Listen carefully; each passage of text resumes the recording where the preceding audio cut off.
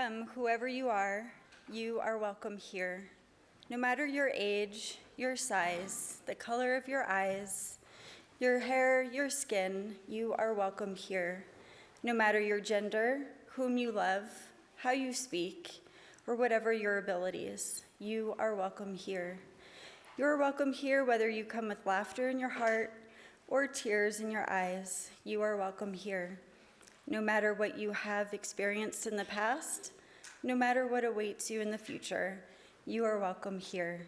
Whether you believe in God all of the time, some of the time, or none of the time, you are welcome here. This is a community of open minds, loving hearts, and willing hands.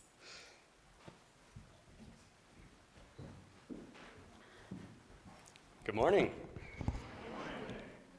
Welcome to South Valley Unitarian Universalist Society. My name is Cameron Adams. My pronouns are he, him.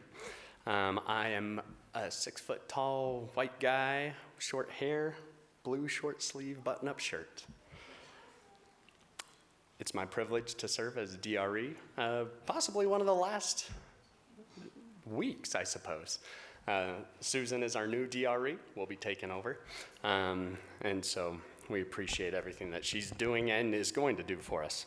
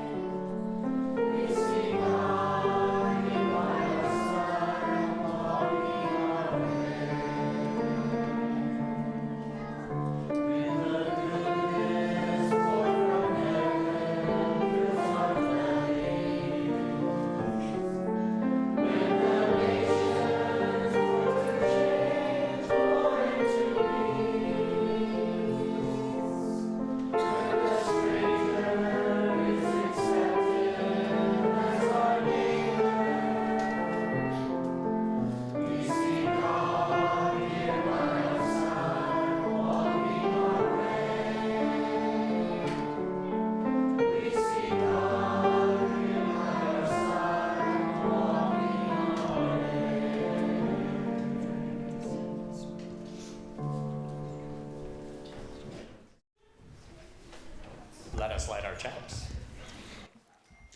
I'd like to invite Spencer and Rebecca up to light our chalice. Those at home are invited to light a chalice and share in this ritual by entering chalices lit and the name of the street and the name of your street in the chat box on Zoom. And with that, I'll have Spencer take over for us. We're going to have it right here. Please join me in representing our chalice riding words, and use our actions if you wish. We light this chalice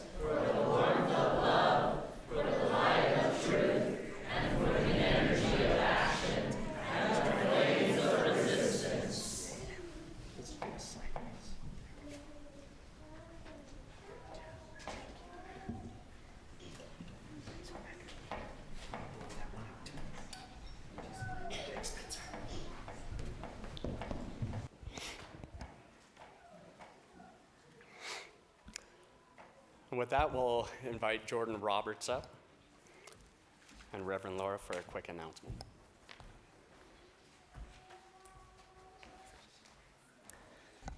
Good morning. My name is Jordan Roberts. I'm 6 foot tall, brown-haired, red-bearded Jewish guy, the token one. So I was invited this morning to light our Hanukkah, the Hanukkah menorah, and say just a little something about Hanukkah. I guess we had 2 stories today.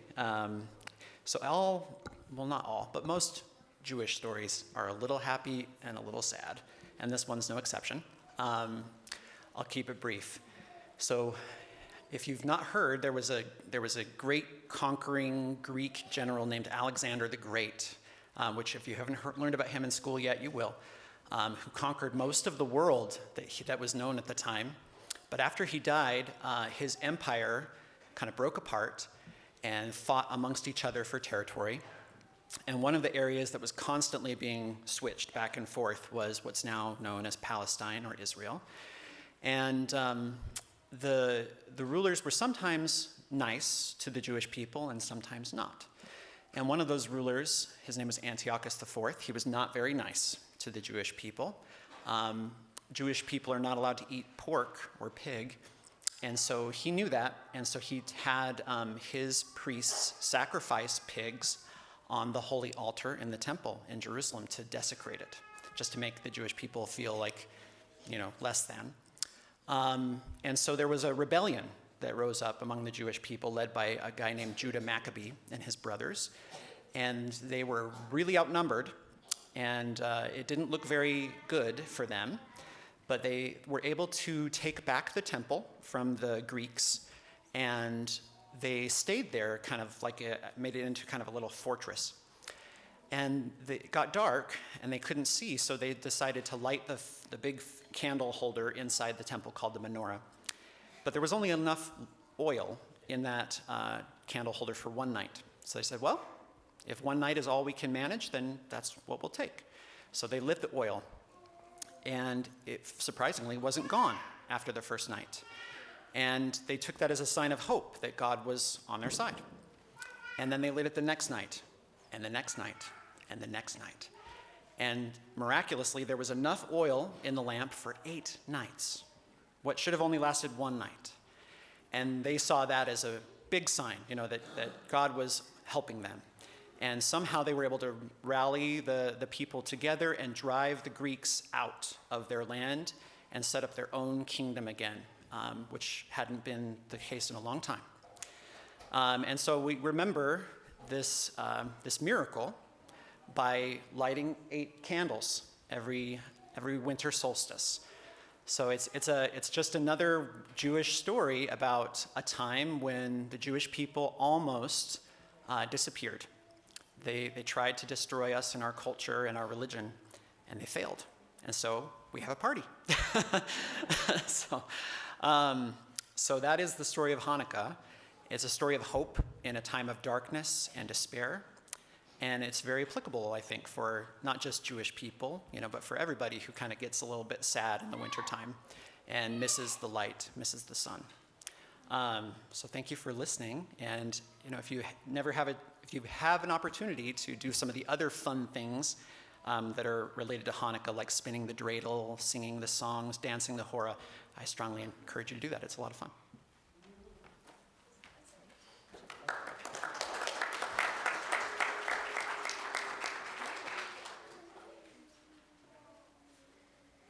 Thank you, Jordan.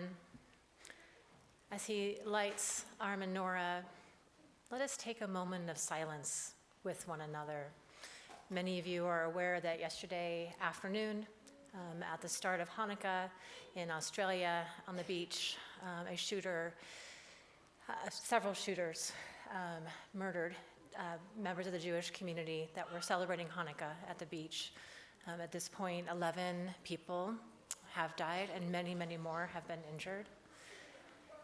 Especially in a time where it seems like the contract of society is under tremendous stress, and anti-Semitism and racial hatred across many, many categories are on the rise. Let us be a community that is determined to stay focused on hope, a community that is determined to stay focused on solidarity, and to stand in religious tolerance, appreciation, and joy of the wild diversity that we have of religious traditions on the earth. And maybe walk for a moment in silence with our Jewish brothers and sisters in Australia and across the world who are grieving this morning at the beginning of their Hanukkah.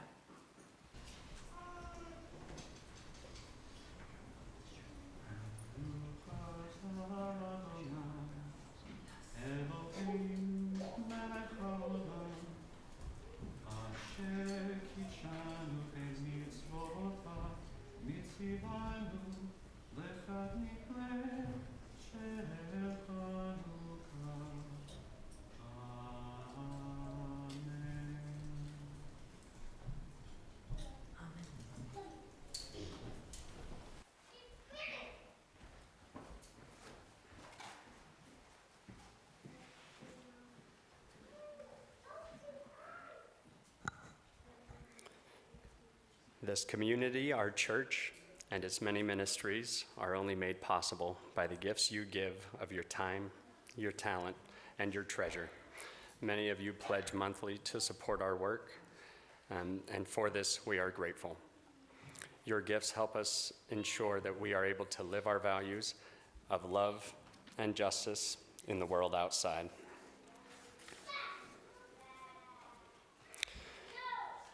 Please join me in reading our offertory words.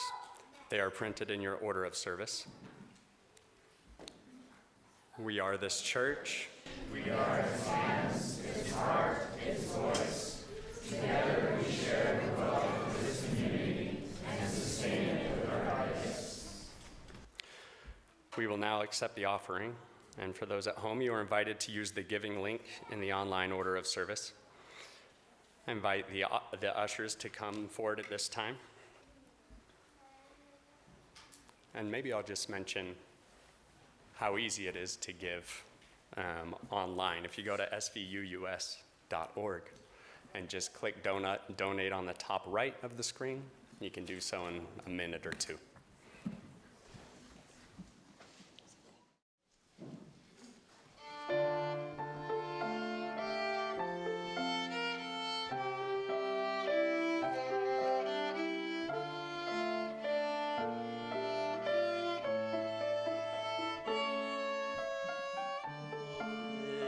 Hungry, lost and afraid, wrapped in the chill of midwinter, comes now among us, born into poverty's embrace, unified for the world. Who is this who lives with the lowly, sharing our sorrows, knowing our hunger? This is Christ revealed to the world in the eyes of a child of the poor.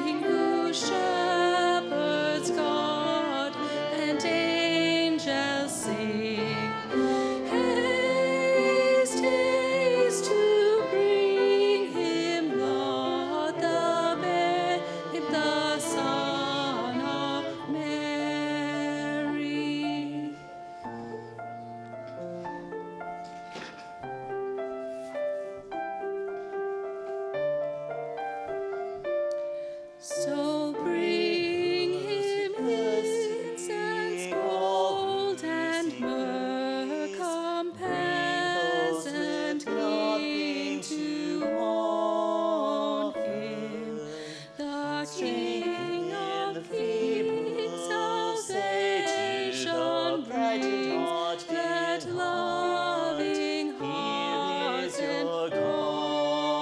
on him. Who is this?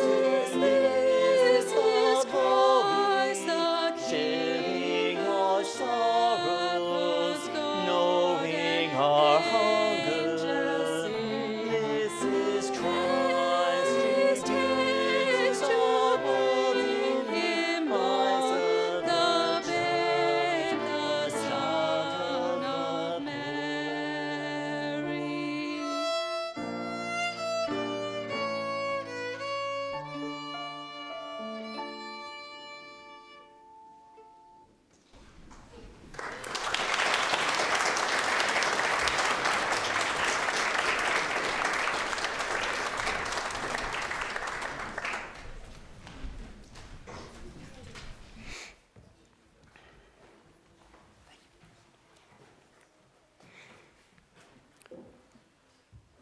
For all we have received and all we have found the courage to give, may we be truly thankful.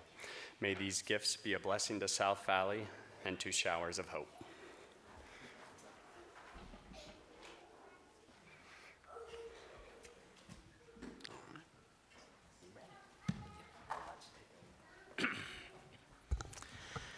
My name is Joshua Derhansen, and my pronouns are he, him.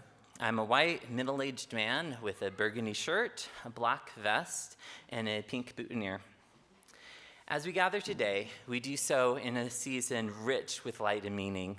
Across the northern hemisphere, the winter solstice has long been marked by stories of renewal, endurance, and the return of light.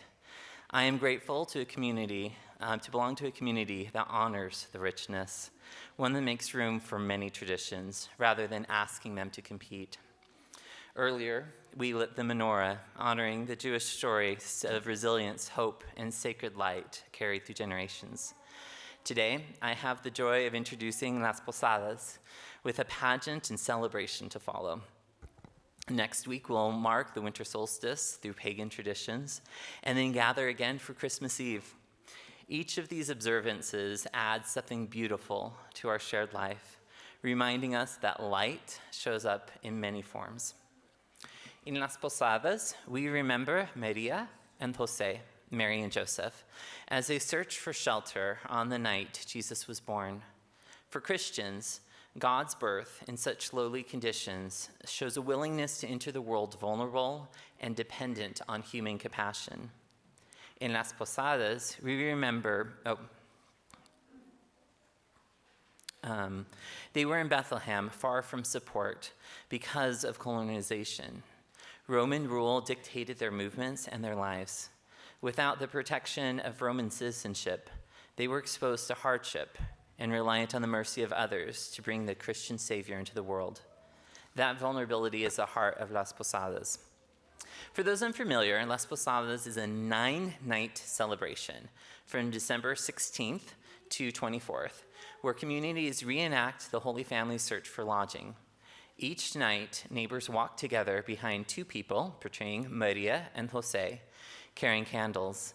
They knock on door after door, singing for shelter, until finally one household opens its doors and the celebration begins. Part of what makes Las Posadas distinct is its indigenous core. Catholic teachings blended with the older Mexica festival of Pan Quetzalistele, honoring the sun god. Near the solstice, communities processed with torches, danced, sang, and welcomed the returning light. When Spanish colonizers tried to suppress indigenous traditions, the people adapted. They kept their processions, candles, and communal gatherings, even as Maria and Jose were added to the ritual. The movement and the communal procession came from indigenous practices. The light carried through the streets long predates Spanish rule. That Mexica emphasis on community shapes a distinct aspect of Las Posadas. It isn't only Maria and Jose who seek shelter. The whole neighborhood walks with them. It isn't just the Holy Family knocking, it's an entire community of seekers. Everyone is the holy. Everyone rejects the holy. And everyone receives the holy. It becomes a moment of reflection, revealing the times we too have turned others away. These walkers are called peregrinos. Now, the usual translation, pilgrims, doesn't really quite cut it. In Spanish, peregrino is any wanderer traveling through unfamiliar territory without protection or certainty, someone dependent on the kindness of strangers. It's no wonder Las Posadas is so often linked to calls for immigration reform. Too many of our immigrant siblings are peregrinos, travelers seeking safety, only to find doors closed in their faces. Sorry. In the traditional Pidiendo Posadas song, when the peregrinos ask for shelter, the innkeepers accuse them of being scoundrels and even threaten violence if they keep knocking. Those false accusations isn't new. We've been casting vulnerable people as dangerous, dishonest, and undeserving, and it's painfully familiar in today's political rhetoric. When I think of immigrants, I don't think of threats. I think of people. Peoples whose lives are complex, ordinary, and as sacred as my own. Friends and neighbors who I love.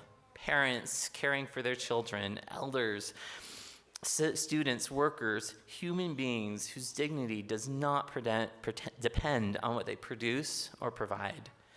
It grieves me that anyone could be taught to fear them, because the rhetoric surrounding immigrants bears little resemblance to the people that I know. And while their dignity stands on their own, it's also true that immigrants shape the world around us every day. They contribute knowledge, labor, culture, and creativity, not to earn their place, but because they are already a part of our communities.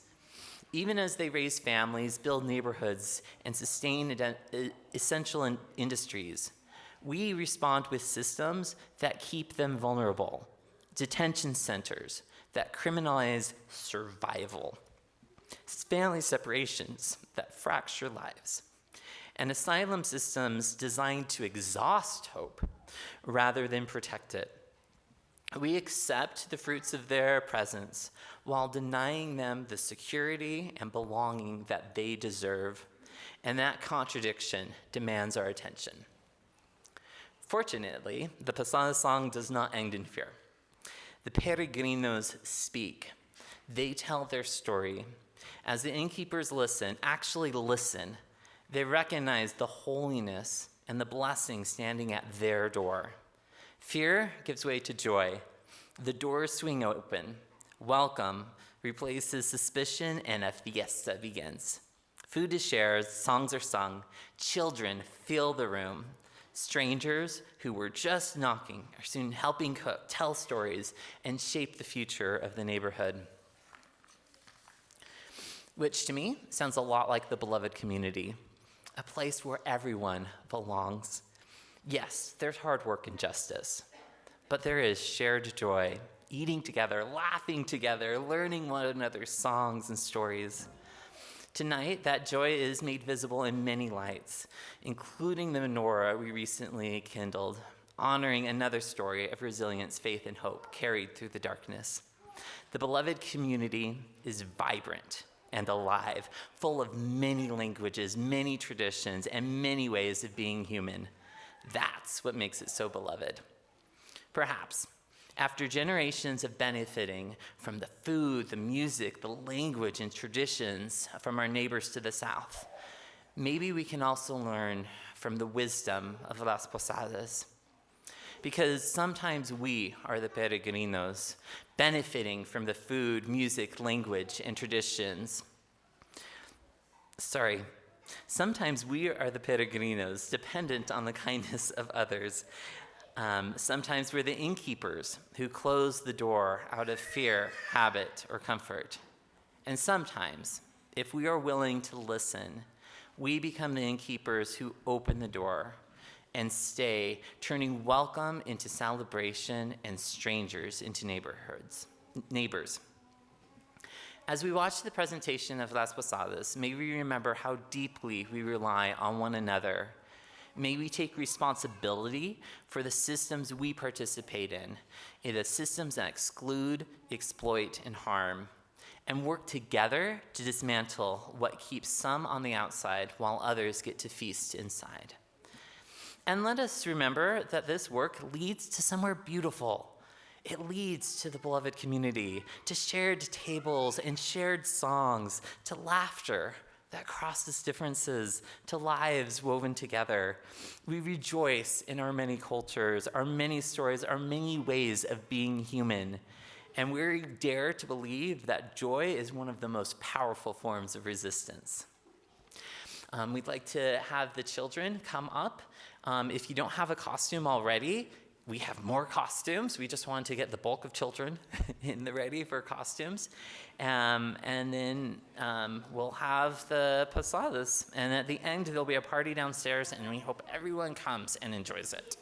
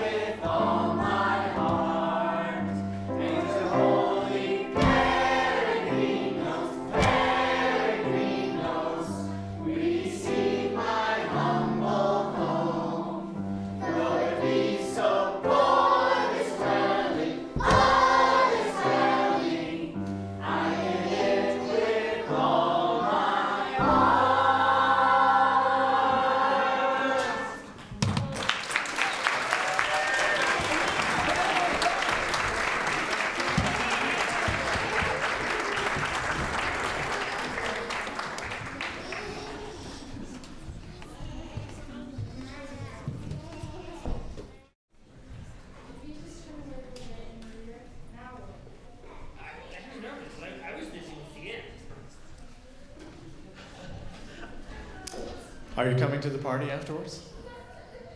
I don't think we're supposed to. We turned away the Holyfield, your family. And? We had an opportunity, both in the holy, and we turned you away. And that was the parties to celebrate you, and we inhibited your existence. Did you think that was your only opportunity? There is holiness all around us and in every single person. You welcome in holiness when you help the unhoused teen, the immigrant families searching for safety, the trans kid who needs allies, the survivors of wars and genocides, and yes, when you show love to anyone. These are your Jose's. These are your Marias. Holiness isn't trapped in one night in Bethlehem. It walks in whenever you make room. Las Posadas celebrates the spirit of generosity, and we all take turns playing all of the parts. Everyone, no matter your role, is invited to the party downstairs after the service.